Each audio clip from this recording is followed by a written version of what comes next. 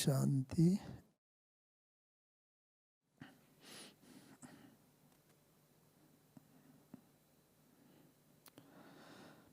आज बाबा की मुरली तो सभी ने सुनी होगी।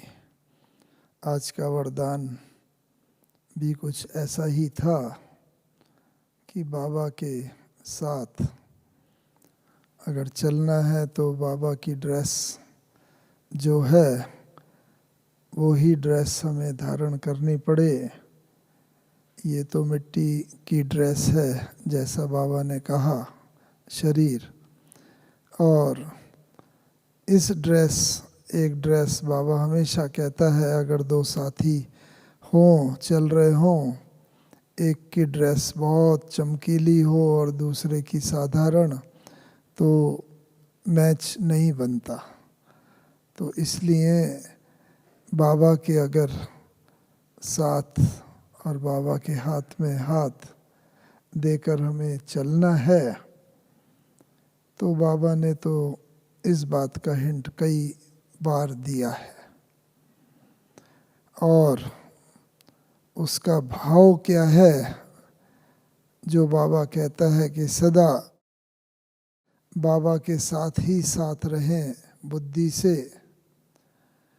और बाबा के साथ ही साथ रहने का जब हम बच्चों को अनुभव होता है तो वो बाबा के साथ ही साथ ऐसा महसूस होता है जैसे हम कुछ नहीं कर रहे हैं, हम नहीं चल रहे हैं, करन करावनहार ही बाबा ही सब कुछ करा रहा है, बाबा ही चला रहा है। और बाबा का साथ जब है तो जरूर इस नैया को बाबा पार लगाएंगे ही लगाएंगे।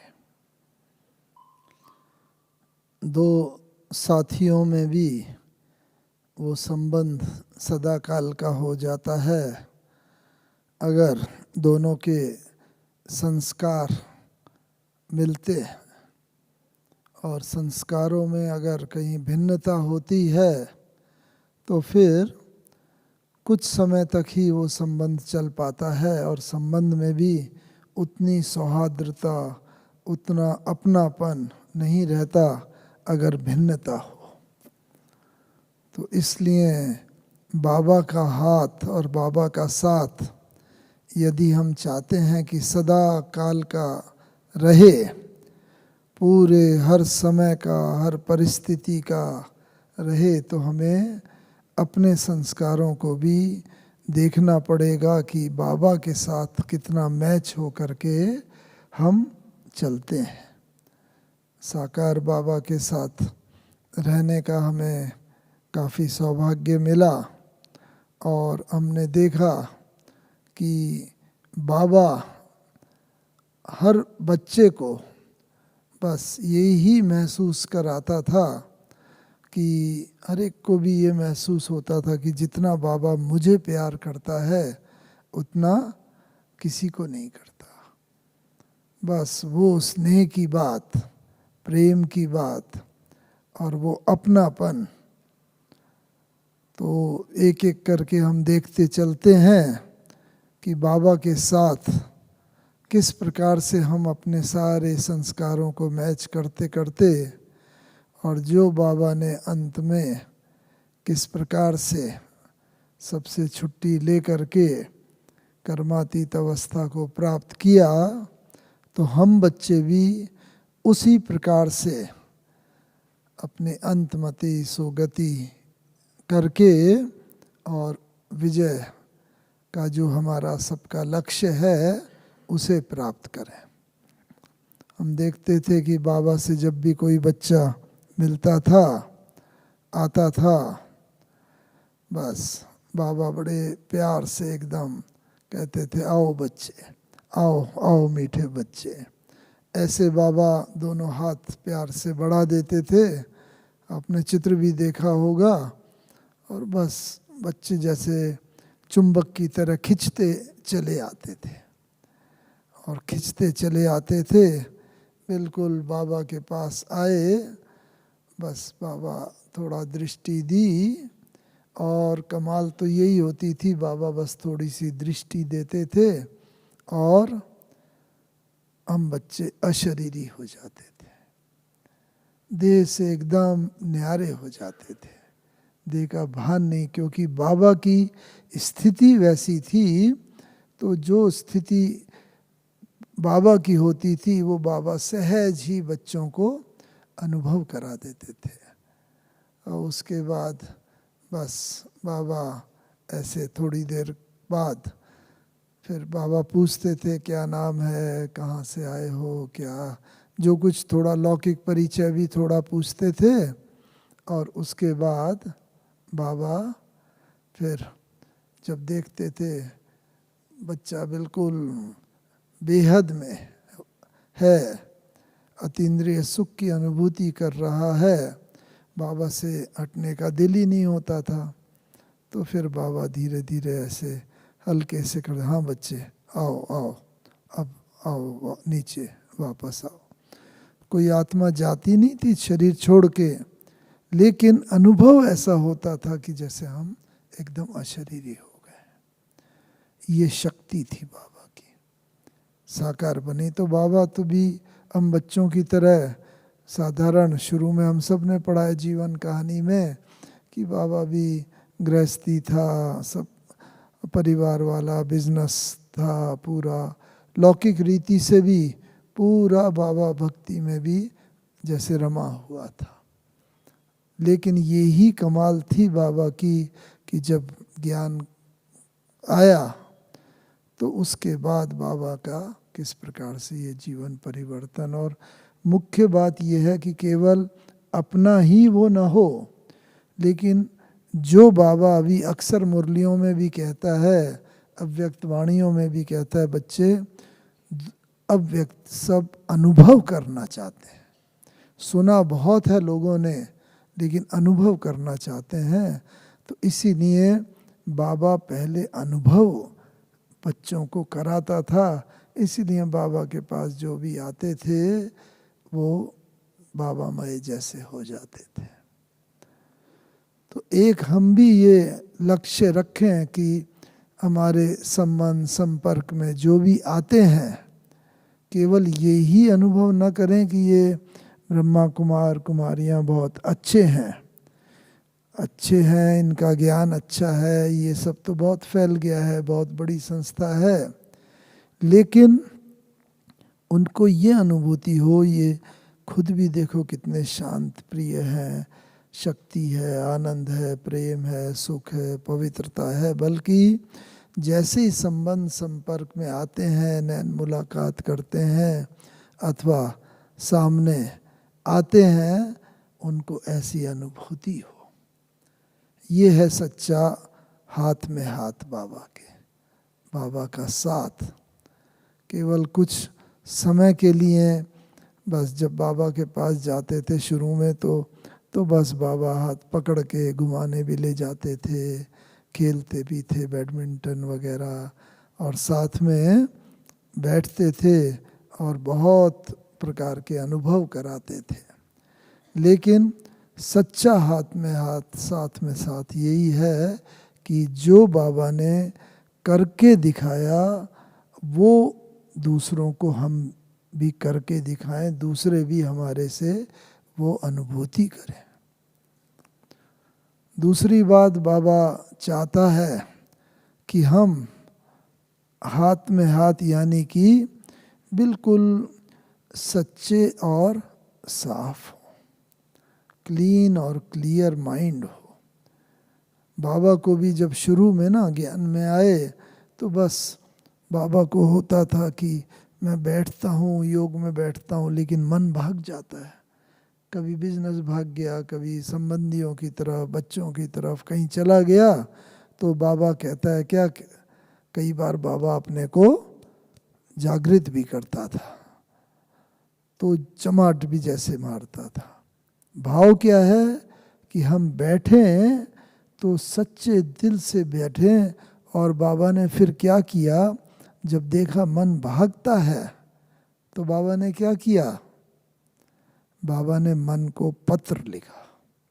सुना है ना, बाबा के बाद 2 डायरियाँ मिली। बाबा ने मन को पत्र लिखा कि हे मन, मैं आत्मा राजा हूँ, तू मेरा मंत्री है और तुझे मेरे कहने पर चलना चाहिए, लेकिन तू मेरे कहने पर नहीं चलता, बल्कि तुमने मुझ आत्मा राजा को इतना कमज़ोर कर दिया कि मैं तेरे पीछे पीछे चलता रहा और तू शक्तिशाली हो गया और मैं आत्मा राजा कमज़ोर हो गया। और वास्तव में यही सब आज के मनुष्यों की दशा भी है। हम अक्सर कह देते हैं क्या करें, मन बड़ा चंचल है, भाग जाता है, थोड़ा भी बैठते हैं, भक्ति में भी बोलते थे और ज्ञान में भी हम सब का अनुभव है कि इतना समय बैठते हैं, लेकिन पूरा ही समय योग लग जाए ऐसा नहीं होता। कहीं पर भी मन, जहाँ पर मन का लगाव होता है, झुकाव होता है, उधर मन भाग जाता है। तो इसीलिए आवश्यकता ये, हम सबसे पहले तो अपने से ही सच्चे रहें। तो बाबा ने ये पत्र लिखा, फिर मन के साथ साथ बाबा ने बुद्धि को भी पत्र लिखा कि हे बुद्धि, तू भी मन के साथ साथ आगे मन का साथ देती रही, चलती रही, और मैं भी तुम दोनों के पीछे भागता रहा। लेकिन अब मैं तुझे कह देता हूँ, दूसरे पैरे में बाबा ने लेटर में लिखा मन को भी कि हे मन, अब मैं तुझे कह देता हूँ कि अब तुझे मेरे कहने पर चलना होगा, अब मैं तेरे कहने पर नहीं चलूँगा। क्यों? क्योंकि मैं राजा हूँ और तू मेरा मंत्री है, तुझे मेरे कहने पर चलना होगा। ऐसे बाबा ने ऑर्डर दिया। तो हम भी हाथ में हाथ बाबा का यही रहेगा कि बाबा ने जो किया, साकर बाबा ने, वो हमें भी करना है, करके दिखाना है। और उसके बाद फिर बाबा ने उसकी विधि भी बताई कि अगर किसी को आप शक्ति को ऑर्डर करते हो, कोई परिस्थिति आई, कोई ऑर्डर करते हो, लेकिन अगर वो कहना नहीं मानती परिस्थिति और फिर भी हमारे व्यर्थ संकल्प चलते रहते हैं, इसका मतलब हमने उसे ऑर्डर अपने स्वमान की सीट पर बैठ करके नहीं किया। जैसे कोई गवर्नमेंट ऑफिसर होता है या पॉलिटिकल लीडर होता है, जब तक पावर में होता है, सीट पर होता है, तब तक तो सब उसका ऑर्डर मानते हैं और सब उसका हुक्म मान के काम करते हैं। लेकिन अगर उसका कोई ट्रांसफ़र हो जाए या कहीं चला जाए या इलेक्शन में पॉलिटिकल लीडर हार जाए, पावर में ना रहे, कोई उसका ऑर्डर नहीं मानेगा क्योंकि पावर में नहीं है। ऐसे ही हम भी अगर अपने स्वमान की सीट पर बैठ करके ऑर्डर नहीं करते, तो फिर कोई भी शक्ति, कोई भी हमारा मन, बुद्धि, संस्कार, ये भी हमारी जैसे कर्मेंद्रियां सूक्ष्म, ये भी हमारा ऑर्डर नहीं मानेंगे। तो इसीलिए अपने मन को, बुद्धि को ये ऑर्डर करने से पहले हम देखें कि मैं स्वमान की सीट पर स्थित हूँ। अपने को स्वमान की सीट पर स्थित करके, मैं आत्मा मास्टर सर्वशक्तिवान हूँ, मैं आत्मा राजा हूँ और मैं बस अब अपने मंत्री को ये ऑर्डर कर रही हूँ। और जब हम उस स्थिति में स्थित होकर के ऑर्डर करते हैं, तो फिर वो हमारा ऑर्डर मानती है और उसके बाद फिर हम विजयी होते चलते हैं। तो बाबा ने एक तो ये करके दिखाया। तो ये सच्चा हाथ में हाथ ये है कि बाबा ने जो करा उसे हम भी उसी स्थिति में स्थित होकर के ऑर्डर करें। और क्या देखा बाबा को?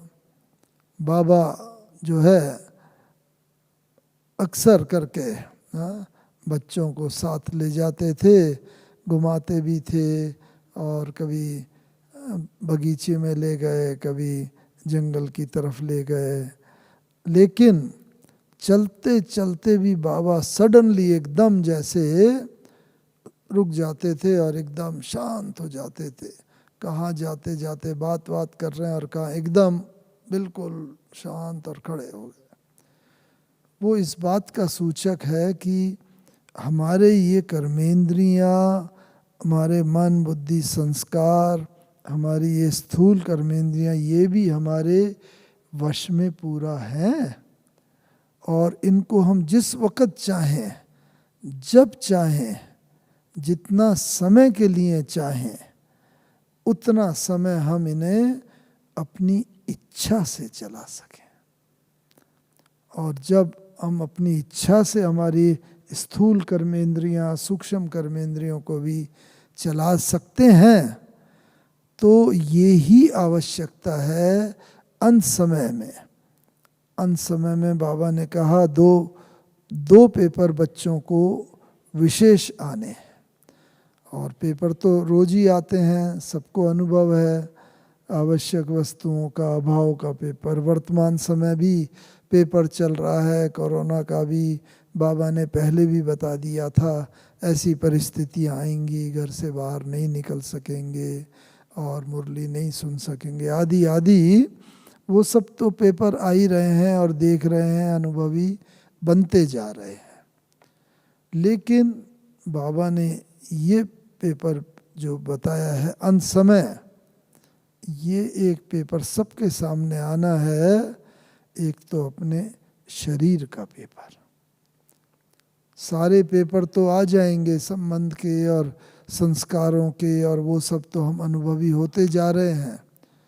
लेकिन अंत समय में ये शरीर का पेपर भी बहुत कड़ा पेपर होगा। और जब ये शरीर का पेपर आएगा तो इस पेपर को हमें इस तरीके से, कैसे हम इसे पास विद ऑनर से पार कर सकेंगे, जब एक चीज का विशेष अभ्यास होगा। कौन सा? जब चाहे हम शरीर में आए, जब चाहे हम शरीर से न्यारे हो जाए। और वही बाबा को हम देखते थे कि बाबा धीरे धीरे इस प्रैक्टिस का बहुत अभ्यास करते जा रहे थे। हम शुरू में तो 62 में ज्ञान में आए और तब से कई बार मिले होंगे बाबा से, 25-30 बार अलग अलग जगह, या मधुबन में भी मिले, दिल्ली में भी मिले, कानपुर में भी मिले, अलग अलग जगह। बाबा पहले कई बार कई जगह जाते थे तो बच्चे भी मिलने वहाँ पहुँच जाते थे।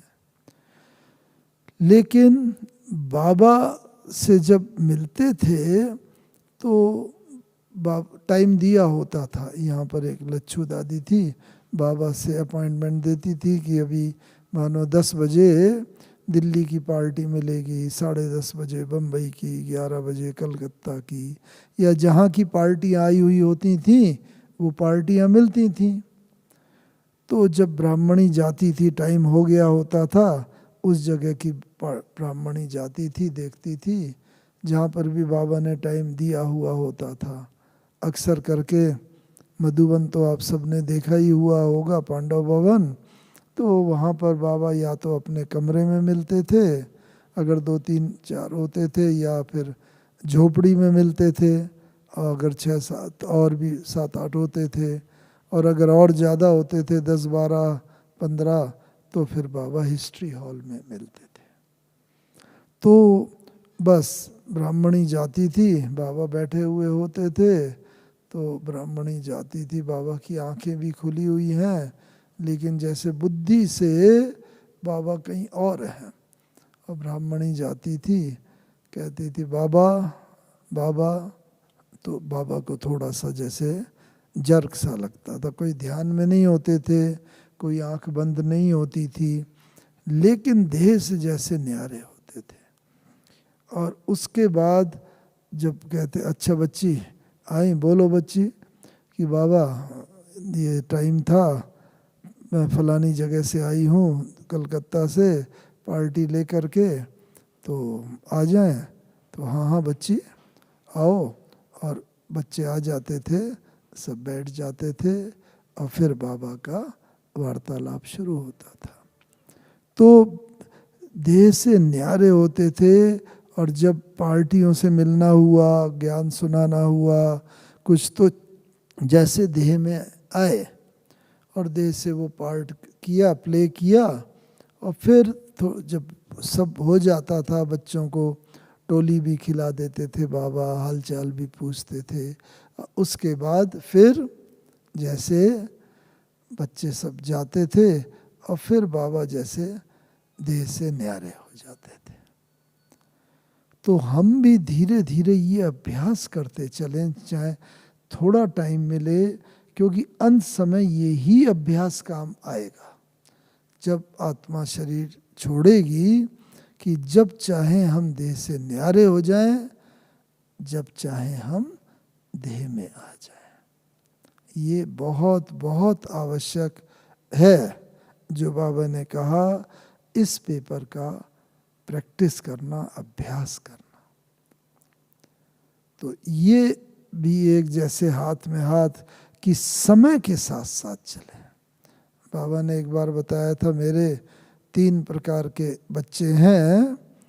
तो एक हैं जो समय से आगे चलते हैं, समय से आगे चलते हैं माने नए नए प्लान आएंगे बुद्धि में, और नई सेवा योजनाएं निकलेंगी, योग की नई विधि आगे, और वो आगे चलेंगे, यज्ञ फिर उनके साथ साथ चलता है।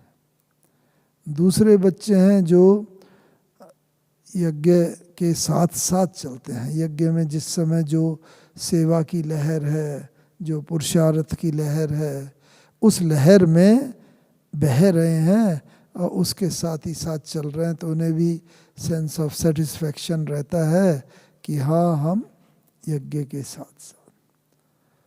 और तीसरे तो कहना नहीं है कि भाई यज्ञ आगे चला जाता है, वो फिर यज्ञ को उतना फॉलो नहीं कर पाते। तो हमें ये देखना है कि अगर मैं यज्ञ के आगे नहीं तो कम से कम यज्ञ के साथ साथ चलूं, पीछे ना रह जाऊं। अगर यहाँ पर भी यज्ञ की लहर जो चल रही है उसके पीछे हो गए हम, तो सतयुग त्रेता में भी पीछे ही आएंगे। इसीलिए जो भी वर्तमान समय ही लहर ही यही है कि भले निमित्त बहाना कोरोना का है, निमित्त बीमारी का ये बहाना है, लेकिन बाबा ने समय दिया है और उन सब पुराने बच्चों को समय दिया है जो कि सेवा में बहुत बिजी रहे, ज्ञान योग भी समय प्रति समय करते रहे, लेकिन जब सेवा में बहुत बिजी हो जाते हैं, आप समझो कोई मेला होता है, कोई मेगा प्रोग्राम हुआ, कोई प्रदर्शनी को, उसमें इतने बिजी हो जाते हैं, फिर हमारा याद की यात्रा का चार्ट कम हो जाता है।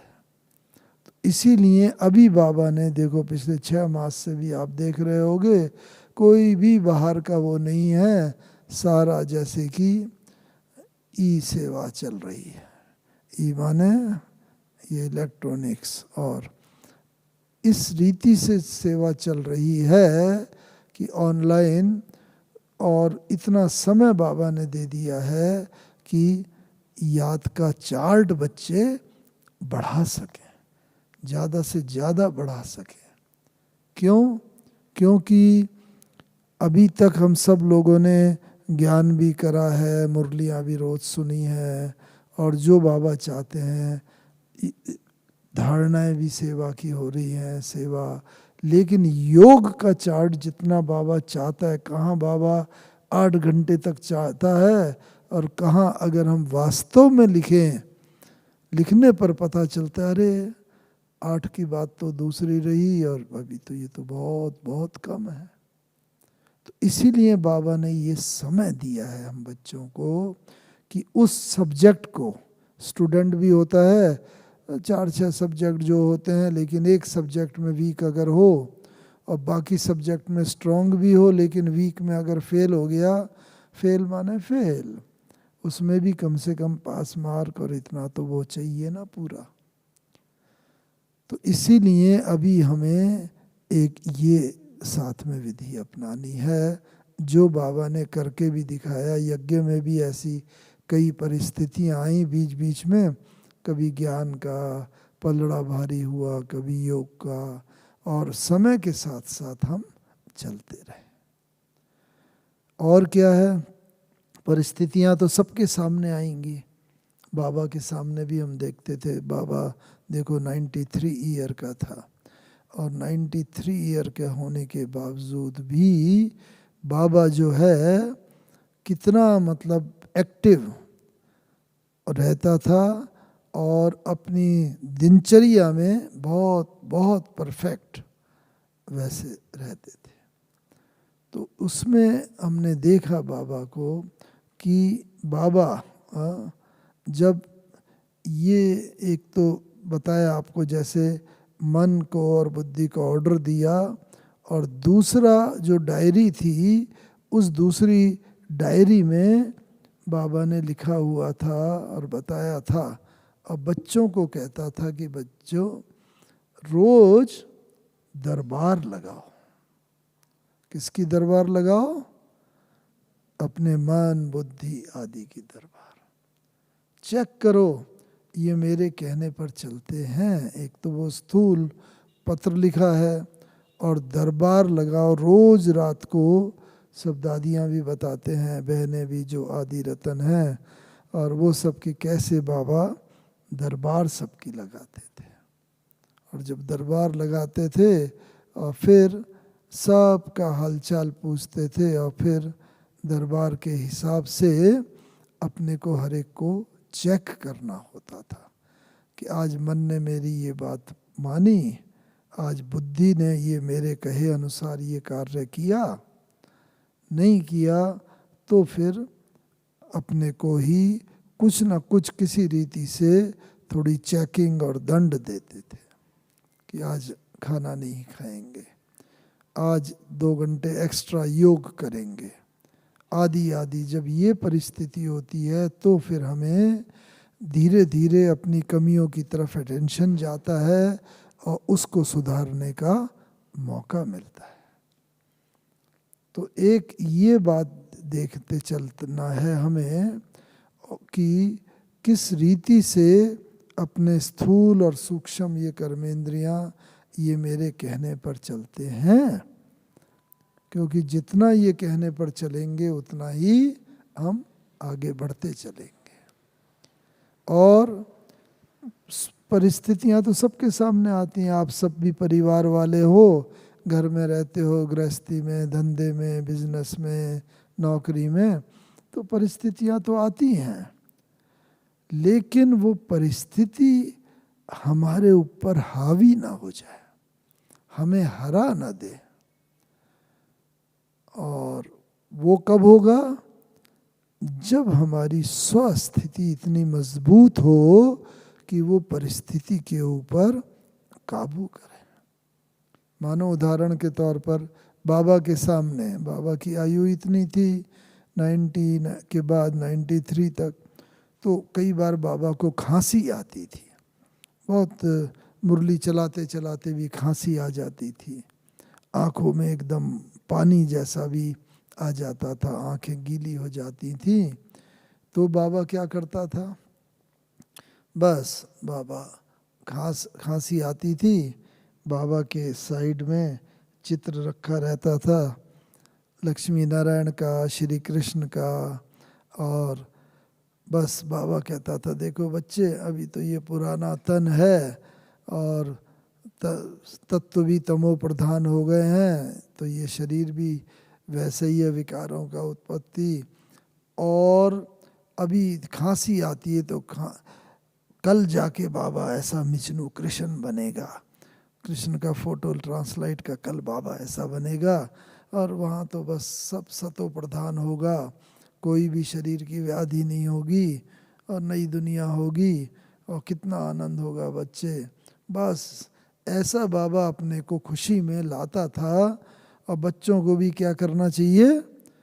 खुशी में खग्गियाँ मारनी चाहिए, कई बार बाबा कहते हैं ना, तो ऐसे बाबा करके भी बताता था, तो जिससे वो खांसी रूपी परिस्थिति बिल्कुल भूल जाती थी, चली जाती थी उस परिस्थिति के ऊपर, फिर ये स्वस्थिति विजय प्राप्त कर लेती थी और थोड़ी देर में बस जैसे खांसी कहाँ गई पता भी नहीं चला और फिर से बाबा मुरली चलाने लगते थे उसी खुशी में, उसी आनंद में। तो ये हमें ये सिखाती है कि स्वस्थिति को हम सदा इतना मजबूत बना लें कि कोई भी परिस्थिति आए वो परिस्थिति हमें हरा ना दे।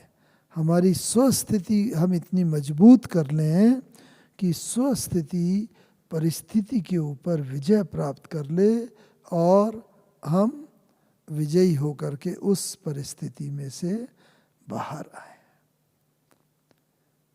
बाबा के सामने भी देखो लौकिक में तब से भी कितनी परिस्थितियां हैं। बाबा कहता है राह चलते वामन फंसे हो, कितना बाबा का मान सम्मान था, सब कुछ था, लेकिन लोगों ने कितना अपमान भी करा। देखो दादा लेखराज, उसको इतनी पटरानियाँ मिल गई, अभी इतनी और मिल ढूंढ रहा है, आदि आदि।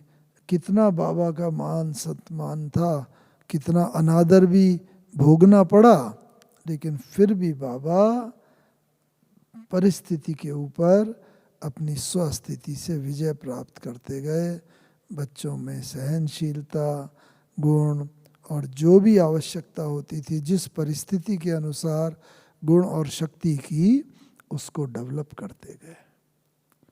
तो एक ये है। और क्या है, हाथ में हाथ बाबा का तब है अगर हम समय के साथ साथ चलें। और हमने देखा कि बाबा ने जब पहले बाबा से मिलते थे तो बाबा को बताते थे कि बाबा कोई भी बात पूछते थे, बाबा उसका बड़ा खुशी से उत्तर देते थे, काफ़ी समय तक कई बात बताते थे। लेकिन धीरे धीरे हमने देखा कि 65-66 के करीब बाबा बहुत जैसे एकांतवासी जैसे और होते जा रहे थे। और क्या कि जब भी बाबा के सम्मुख जाते थे, एक दो लाइन कोई भी अपनी जो पूछना होता था पूछते थे, बाबा कहता था हाँ समझ गया बच्चे, समझ गया। और उसके बाद फिर बाबा थोड़ा सा उत्तर दिया एक दो लाइन का, और फिर बाबा न्यारे और प्यारे हो जाते थे। तो इसमें हमें ये देखना है बाबा समेटते जा रहे थे, क्योंकि ये गायन है अंत मते सो गति का, जो है अंत में ऐसी स्थिति आएगी। लौकिक में भी भक्ति में भी कहते हैं ना, कई बार जब व्यक्ति जाता है तो उसके प्राण जैसे किसी में अटके रहते हैं, थोड़ा बच्चे में, पति में, या व्यक्ति कोई हो धन दौलत में, कोई भी चीज़ होती है जहाँ उसका मोह होता है, वहाँ जैसे कि प्राण अटके रहते हैं। और जब वो सामने आ जाता है, मिल लेता है या कुछ, उसके बाद वो व्यक्ति चला जाता है। तो हमें ऐसा देखना है कि हमारा कहीं भी किसी से भी कोई भी लगाव झुकाव और वो सब ना हो। तो इसीलिए हमें बस लक्ष्य रखना है कि मुझे इस जन्म में ही कर्मातीत होके जाना है। मैं एक बात आपको बताता हूँ, जब मम्मा ने शरीर छोड़ा तो मम्मा बीमार थोड़ा चल रहे थे, शरीर छोड़ा तो बस बाबा के पास भी समाचार, मम्मा यहीं पर ही थी, शरीर छोड़ा तो बाबा ने थोड़ा, क्योंकि ज्ञान में ये था, पहले ये धारणा थी सबकी, विचार था कि हम सब लोग इकट्ठे चलेंगे, बाबा मम्मा और हम सब बच्चे, और परम धाम जाएंगे, फिर परम धाम का गेट खुलेगा, उसके बाद फिर नई दुनिया में आएंगे। ये तो सोचा ही नहीं था इतना लंबा चलेगा ये सब। तो उसमें मम्मा ने जब शरीर छोड़ा तो मम्मा का शरीर हिस्ट्री हॉल में रखा हुआ था और योग सब लोग कर रहे थे। तो बाबा ने कहा कि देखो सब योग लगाओ और देखो ये भी बाबा कोई ड्रामा दिखा रहा है, और नहीं तो अभी मम्मा कैसे जा सकती है। और क्योंकि सबका ये विचार था कि सबको इकट्ठे ही जाना है, बाबा मम्मा को और हम सबको।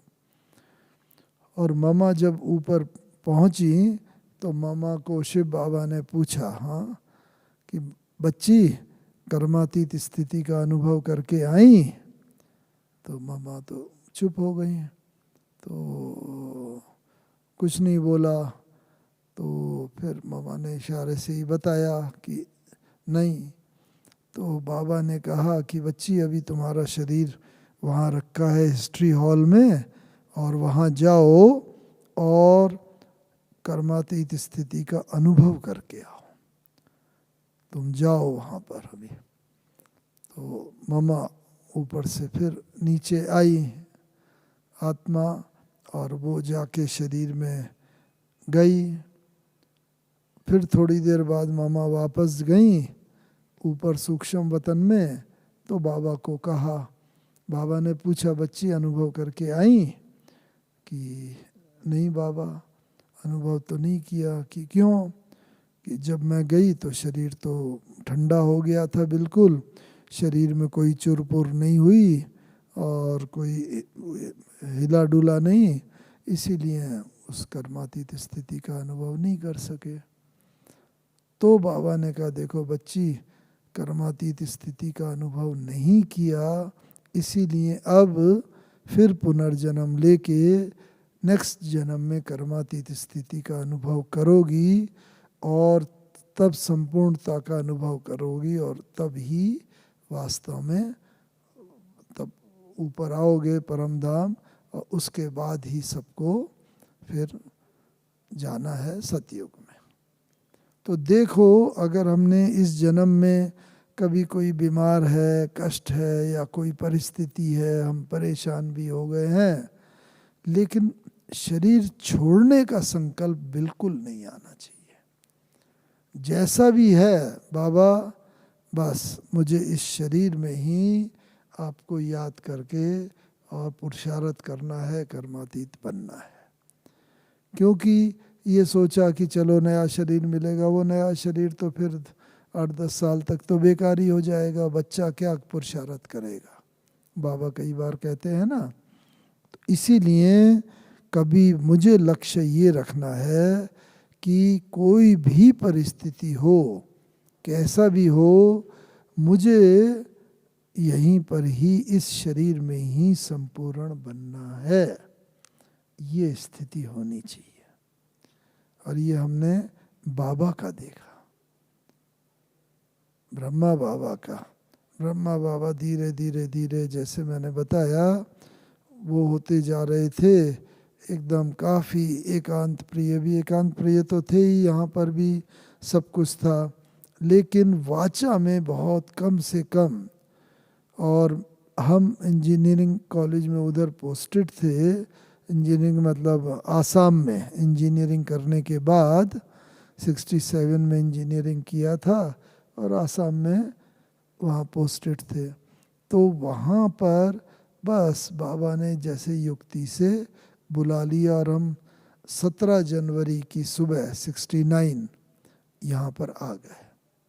17 जनवरी 1969, और 17 और 18 जनवरी को हमें बाबा की कर्मातीत अवस्था देखने का मौका मिला। 17 और 18 जनवरी को 2 दिन। तो वो खास हम शेयर करते हैं, क्यों? क्योंकि हम सबको भी कर्मातीत अवस्था को तो पाना है, और सच्चा हाथ में हाथ तो वही हुआ जब हम भी कर्मातीत हों, बाबा भी कर्मातीत, सभी कर्मातीत, तो सबके हाथ में हाथ बाबा के साथ, और तभी तो हम सब जा सकेंगे। जो बाबा कहता है एक कर्मातीत हो, दूसरा न हो, अधूरा हो, तीसरा और कम हो, तो सब थोड़ी, वो तो फिर परम धाम से जब आत्मा आएंगी अपने, आधा सतयुग निकल जाएगा, त्रेता युग निकल जाएगा, तो अभी बाबा जो चाहता है हम बच्चों को, वो यही चाहता है कि बाबा ने जो करके दिखाया, और मैं आपको वो कुछ 4-5 पॉइंट बताना चाहता हूँ जो बाबा की कर्मातीत अवस्था में हमने अपनी आँखों से देखी 17 और 18 जनवरी को। पहली बात ये देखी कि बस बाबा को ना, बाबा का जैसे ये इच्छा मृत्यु का था, बाबा को आभास जैसे हो गया कि हाँ अब मेरा ये अंतिम समय है, और कर्मातीत स्थिति को जैसे आत्मा पहुंच गई है। तो हम बाबा के पास जाते थे कि बाबा से ये पूछेंगे। बहुत दूर थे, आसाम में पोस्टेड थे, तो वहाँ कोई बहन वगैरह नहीं थी, कोई सेंटर नहीं था, नियरेस्ट सेंटर कलकत्ता था। और ऐसी जगह तो बाबा के पास आए, हमेशा जब भी आते थे वहाँ से तो बाबा पूछते थे, हाँ बच्चे कैसी सर्विस है, कितने आते हैं, क्या और नया प्लान है, आदि आदि। लेकिन उस समय आए, बस बाबा ने कुछ नहीं पूछा, दृष्टि दी, नैनों में देखते ही फिर बाबा ने कहा कि बच्चे ये पूछने आए हो, अच्छा ऐसा कर लो, ऐसा हो जाएगा। यानी हमें एक अक्षर भी बोलने की ज़रूरत नहीं पड़ी कि बाबा ये सेवा चल रही है, ऐसा है नहीं। बाबा ने कहा कि अच्छा ये पूछने, मन की वो प्रश्न भी बता दिया, मन की बात भी बता दी, और फिर बाबा ने उसका समाधान भी दे दिया। ये है स्थिति मन जीते जगत जीत। मन के हारे हार है, मन के जीते जीत। बाबा ने इतना मन अपना जीत लिया था, साकार ब्रह्मा बाबा ने, कि मन के जीते जीत है, मन जीते जगत जीत। तो हमें भी इस स्थिति को बनाना है, और बाबा कहते हैं ये तभी बनेगा जब व्यर्थ संकल्पों के ऊपर पूरा विजय प्राप्त होगी। व्यर्थ को सिर्फ व्यर्थ संकल्प ही न समझें, चलो व्यर्थ संकल्प आ गया, लेकिन व्यर्थ संकल्प को हम क्या समझें, ये विकारी संकल्प है।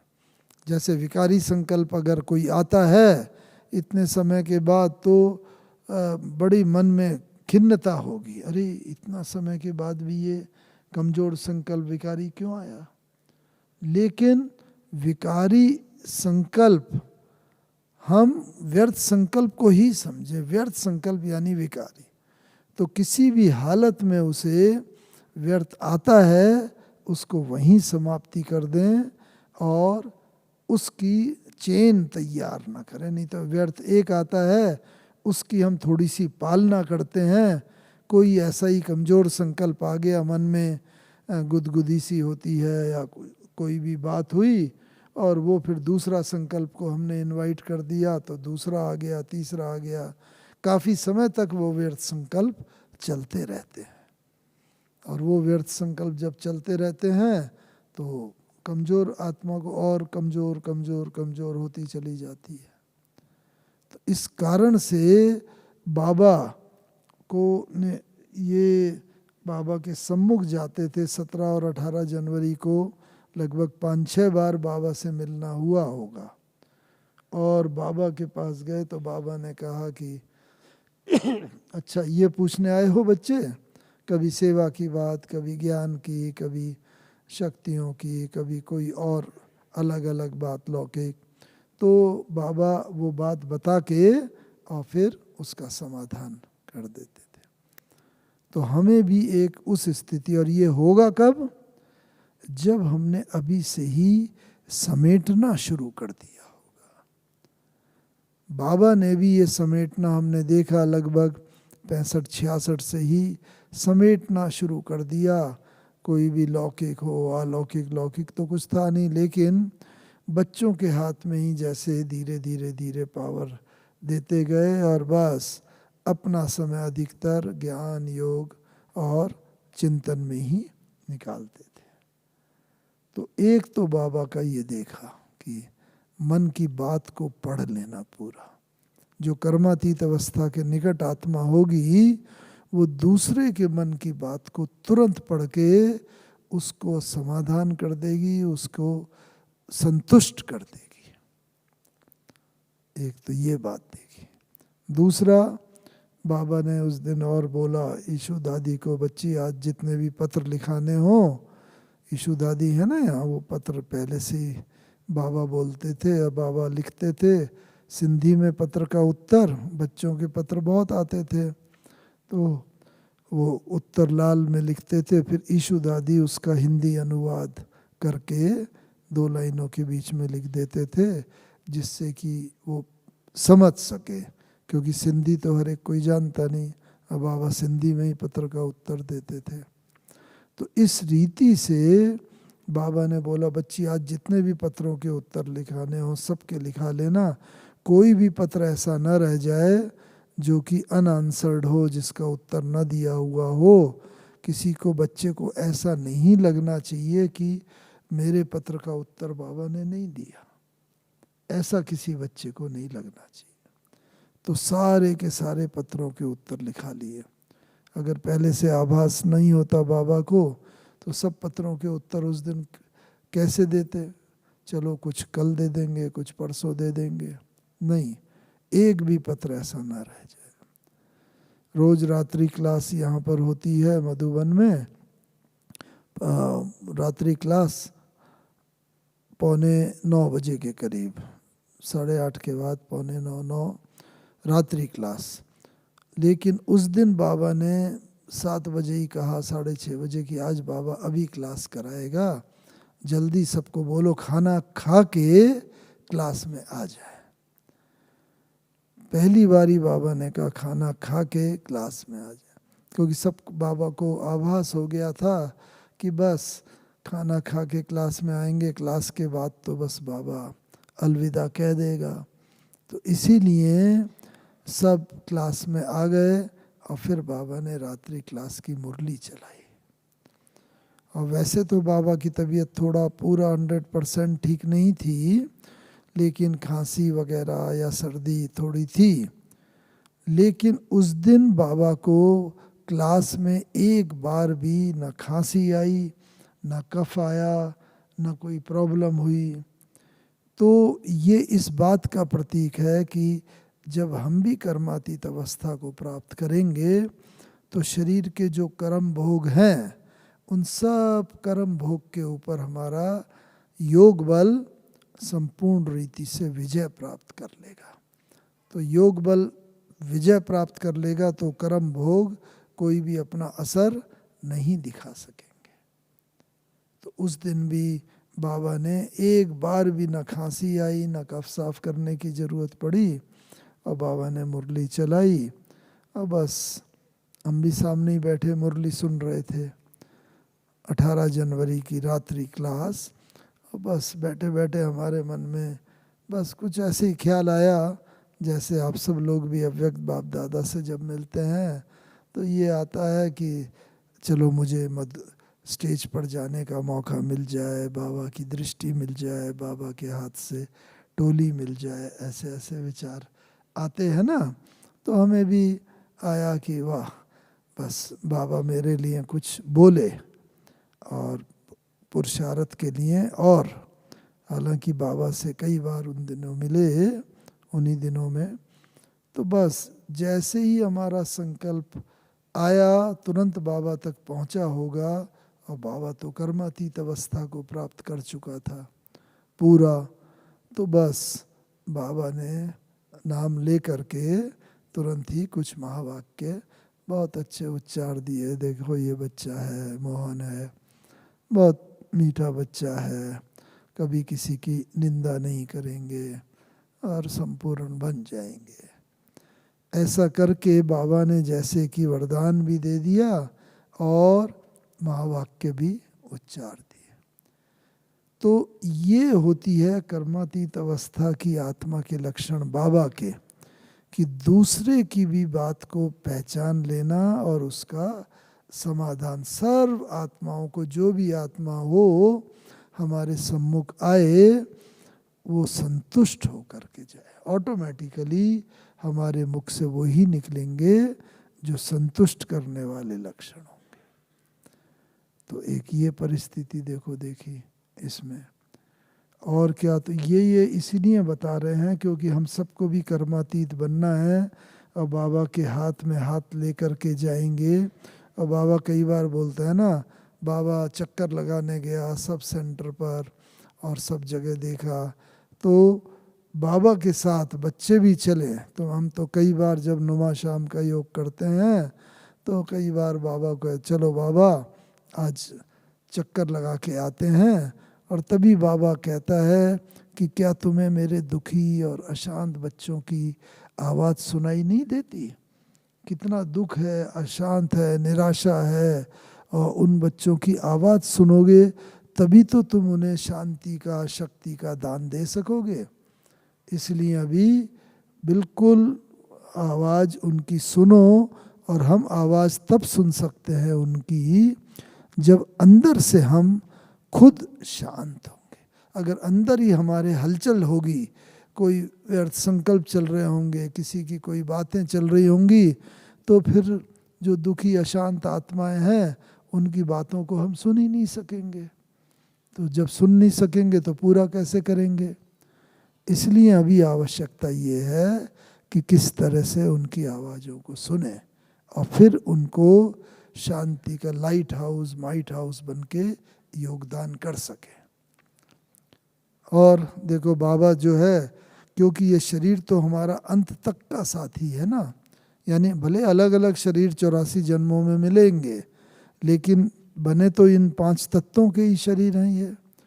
तो इसीलिए बाबा, हाँ, हम बाबा की एक दो बात ये सुनाते हैं। जब गुरुवार को भोग लगता था ना, तो ऐसे मधुबन में, आप पांडव भवन में गए होंगे हिस्ट्री हॉल में, तो 3 संदली पड़ी रहती थी वहाँ। उधर पे बाबा बैठते थे, इधर वाली संदली पर मम्मा बैठती थी और बीच की संदली खाली रहती थी।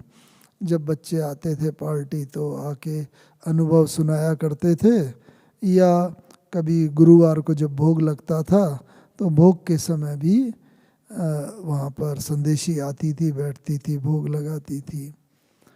तो गुरुवार को जब भोग लगता था तो संदेशी बैठती थी और बस बाबा देखते थे संदेशी को, और बाबा कहते थे, हाँ बच्ची बस गो सून कम सून। क्योंकि बाबा कहता है ना, ये तो खेल पाल है, इसमें कोई हमारे विकर्म तो भस्म होते नहीं हैं, संदेश जाती है। तो उसमें बस संदेशी जाती थी और संदेशी आती थी, संदेश सुनाती थी। इतना तक तो नॉर्मल है, सब जानते हैं। फिर बाबा क्या करता था, जो संदेश, जो भोग की थाली थी ना, भोग की थाली में डब्बी खोल के जो भी भोग की चीज़ होती थी, हलवा होता था या कोई चीज़, उसको थोड़ा हाथ में रखता था यहाँ, हाँ। और बाबा कहता था, हाँ बच्ची आओ, बच्ची आओ। तो हम सब लोग देखते थे किस बच्ची को बुला रहा है, ये संदेशी तो ये बैठी है। तो बच्ची आओ, तो बस कहीं से भी एक छोटी सी चिड़िया बस फुदकती हुई आती थी। पहले पास तक आई, फिर टेबल पर आई, टेबल से फिर बाबा के हाथ में आ जाती थी और बाबा हाथ में ऐसे रखता था, वो खाती थी और खा के वो चली जाती थी बहुत प्यार से। तो ये प्रकृति प्रेमी भी ना, जो महान आत्माएं होती हैं, ये महान आत्माओं के ही लक्षण होते हैं। प्रकृति के प्रति प्रेम, 5 तत्वों के प्रति प्रेम, पशु पक्षी जीव जंतु, बहुत सारी ऐसी घटनाएं हैं, यहाँ तो समय के अभाव में नहीं सुना सकेंगे, लेकिन एक दो मुख्य बातें सुनाना चाहता हूँ। तो ये ऐसी स्थिति परिस्थिति जब होती थी तो वास्तव में बहुत अच्छा लगता था देखते हुए कि देखो बाबा किस प्रकार से खिला रहा है। फिर बाबा ने कहा है भारतवासियों में अब तो अंत, लगभग अंत का समय की तरफ हम सब लोग जा रहे हैं। एक तरफ ये कोरोना है, दूसरी तरफ सुपर पावर और बड़ी शक्तियाँ युद्ध के लिए तैयार खड़ी हैं, काफ़ी ऐसी संभावनाएं बढ़ती जा रही हैं युद्ध। और लेकिन भारत के लिए बाबा ने क्या कहा है कि भारत में तो ज़्यादातर क्या होगा, सिविल वार होगी और नेचुरल कैलेमिटीज, प्राकृतिक आपदाएं, इनसे ज़्यादा लोग मरेंगे। तो जैसे ब्रह्मा बाबा को भी ना उस दिन बाबा ने बस मुरली चलाई और मुरली चला के बाबा गए और दरवाजे के पास ही बाबा ने कहा अच्छा बाबा बच्चों से छुट्टी लेता है, विदा लेता है, ऐसा करके बाबा ने कहा। और बाबा गए और अपने कमरे में जाके दादी कुमारिका जी के हाथों में हाथ और नैन मुलाकात करते हुए फिर बाबा ने देह त्याग किया। तो ये जो स्थिति है, ऐसा ही हम बच्चे भी अपनी इच्छा से शरीर त्यागे। अगर अर्थक्वेक हुई, सुनामी आई, फ्लड आ गया और हम दुनिया की तरह हम भी मर गए, तो फिर हम में और दुनिया वालों में फ़र्क क्या हुआ? हमें अपनी इच्छा से शरीर, जैसे बाबा को आभास हो गया था और बाबा ने उस दिन बचे हुए सारे काम निपटा लिए और जो नक्की लेक का म्यूज़ियम है वो भी बिल्डिंग लेने की बाकी थी, वो भी बाबा ने बस उसी दिन ही फाइल पर साइन करे और वो नक्की लेक का म्यूज़ियम भी ले लिया गया। और इस तरीके से हम भी अपनी इच्छा से शरीर त्यागें। और वो तब हो सकता है जब ये जो तत्व है ना, 5 तत्व, इन 5 तत्वों के साथ हम मित्रता कर लें। ये तत्व जो हैं ऐसे ही वो न हो, ये तत्व हमें पहले से इंडिकेशन कर दें कि हाँ, और हमारे पांव उधर ही बढ़ें जहाँ सेफ्टी हो, और उस तरीके से हम बस हाँ बाबा अब हम आपके पास आए कि आए। और ये तो बाबा के हाथ में हाथ, बाबा को भी ये इस बात की अनुभूति हुई जब बच्चों ने बाबा से बाद में पूछा कि बाबा आपको अंत में क्या अनुभूति हो रही थी जब आप शरीर छोड़ रहे थे? शरीर तो हम सबको भी छोड़ना है। तो बाबा ने कहा बच्ची, बाबा के हार्ट पेन, हाँ, बहुत दर्द हो रहा था पहले और बहुत दर्द हो रहा था, तो बस बाबा उस दर्द में ही थोड़ा देख रहा था दर्द को साक्षी होके। लेकिन धीरे धीरे बाबा की याद की यात्रा स्ट्रॉन्ग होती गई, शक्तिशाली होती गई, तो वो स्वस्थिति बाबा की स्ट्रॉन्ग होती गई और हार्ट पेन की परिस्थिति ये कमज़ोर होती गई और धीरे धीरे उस स्वस्थिति ने परिस्थिति के ऊपर विजय प्राप्त कर ली। तो अंत में हम सबको भी अपनी स्वस्थिति से परिस्थिति पर विजय प्राप्त करके बाबा के हाथ में हाथ देते हुए हम सबको भी परम धाम जाना है और वहाँ से फिर साकार बाबा के साथ तो सतयुग में आएंगे। अच्छा, ओम शांति।